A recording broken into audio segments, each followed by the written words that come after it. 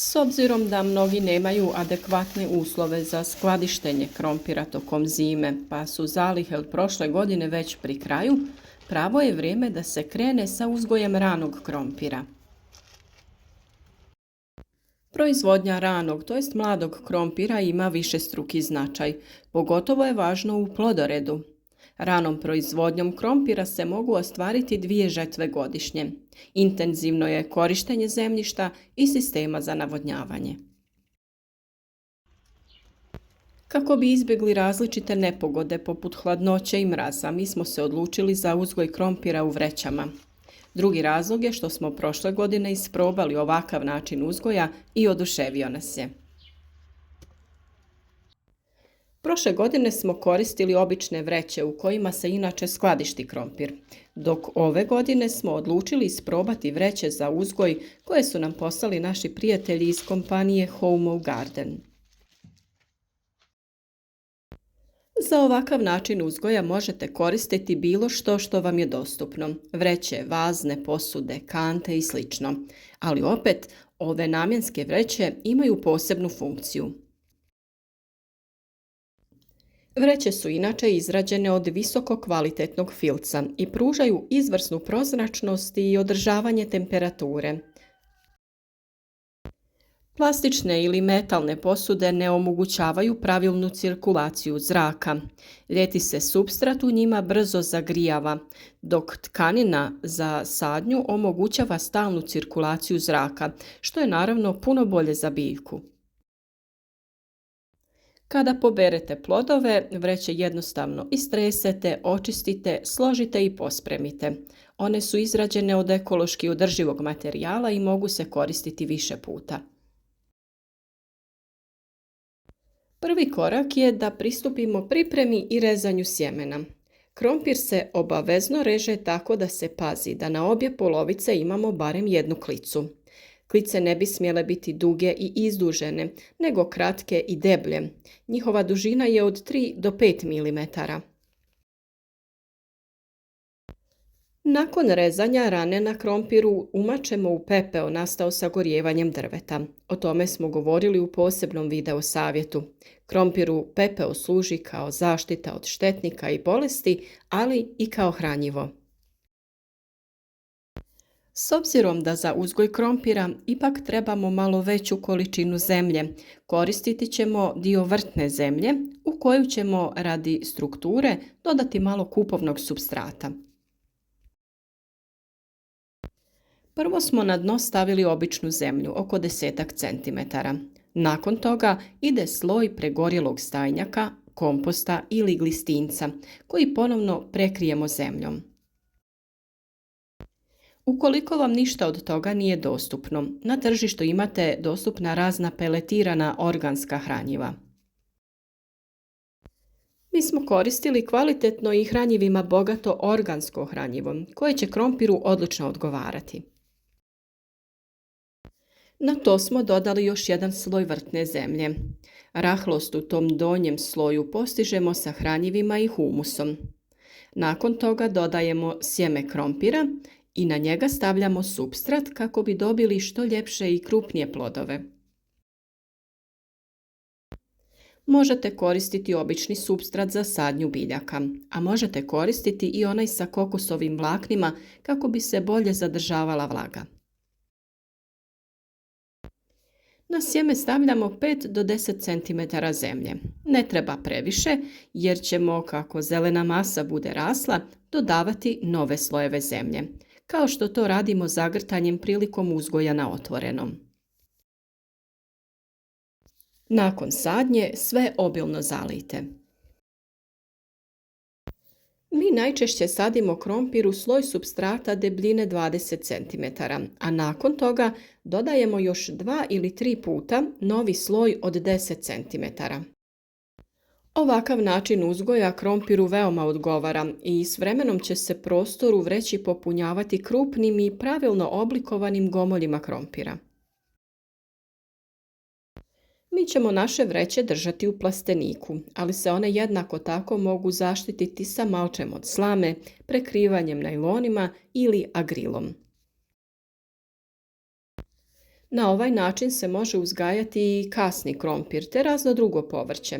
Nama se posebno svidjelo uzgajati mrkvu i korijenasto povrće. U ovoj rahloj zemlji plodovi su bili krupni, lijepo oblikovani i zdravi. Rani krompir je umjerenih zahtjeva prema temperaturi. Nadzemna vegetativna masa može podnijeti snižene temperature od -1 do -1,5 u kratkom vremenskom periodu. Kasni proljetni mrazevi -2 i niže temperature u dužem periodu mogu uništiti tek iznikle mlade biljke, što predstavlja prepreku u proizvodnji mladog krompira. Stablo i listovi se mogu ponovo pojaviti iz još neproraslih ili sekundarnih okaca, ako su sađene dovoljno krupne krtole. Međutim, u tom slučaju mladi krompir pristiže za berbu za 7 do 10 dana kasnije. Klijanje krtola počinje već na temperaturi od 3 do 5 stepeni Celzijusa, mada pravog porasta praktično još uvijek nema. Biološki minimum za uspješno klijanje i nicanje je na temperaturi zemljišta od 7 do 10 stepeni Celzijusa, a optimum je znatno viši i iznosi 20 stepeni Celzijusa. Ovim temperaturama možete se voditi i pri uzgoju mladog ranog krompira na otvorenom. Postupak sadnje je skoro isti, koristimo sve ovo što smo koristili u našim vrećama. Rezane krtole tretiramo sa pepelom, u gredice koje smo iskopali malo dublje stavljamo stajnjak, prekrijemo ga zemljom, redamo naše krtole i zagrnemo sa zemljom. Sadnjom naklijalih krtola krompira, što je posebno karakteristično za ranu proizvodnju, nicanje je pri istim uslovima za 6 do 10 dana ranije. Naklijavanje krompira je bila tema jednog od prethodnih videa, pa se tamo možete informirati o tom vrlo važnom koraku. Razvoj korijenovog sistema potiče se na temperaturi zemljišta iznad 7 stepeni Celzijusa. Važno je da se krompir što prije i što bolje ukorijeni, jer je to pretpostavka intenzivnog rasta nadzemnog vegetativnog dijela. Naime, dobro ukorijenjene biljke su otpornije na sušu, bolje usvajaju hranjiva iz tla, stvara se veći broj izdanaka, pa i veći broj stolona, što povećava broj krtola po kućici, a time i prinos po biljci i jedinici površine. Optimalna temperatura za intenzivan rast u fazi razvoja i početka cvjetanja je od 16 do 20 stepeni Celzijusa. Vrtlarenje na ovaj način nam omogućava da sadimo biljke na prostorima gdje je to nemoguće. Na primjer, ako želimo uzgajati povrće na tvrdim podlogama, to jednostavno možemo napraviti pomoću vreća za uzgoj voća i povrća. Postoje vreće raznih oblika i od raznih materijala, ali za to možemo iskoristiti i vreće koje nisu striktno namijenjene za to. Uloga vreća je da drži određenu količinu supstrata na jednom mjestu i da se u tom prostoru razvije korijenov sistem biljke. Kada naš krompir izraste i stabljika postane nestabilna, dodati ćemo zemlje oko nje. To će uzrokovati formiranje novih gomolja u gornjim slojevima supstrata, pa svakim sljedećim dodavanjem supstrata povećati ćemo i prostor za stvaranje plodova. Zbog veoma plodnog tla i bez korova, uz optimalne količine vlage, krompir brzo napreduje, a stabljika nezaustavljivo raste. Iz tog razloga stabljiku treba držati pod kontrolom. Ne trebamo dopustiti da izraste visoko da bi nakon toga pala na tlo.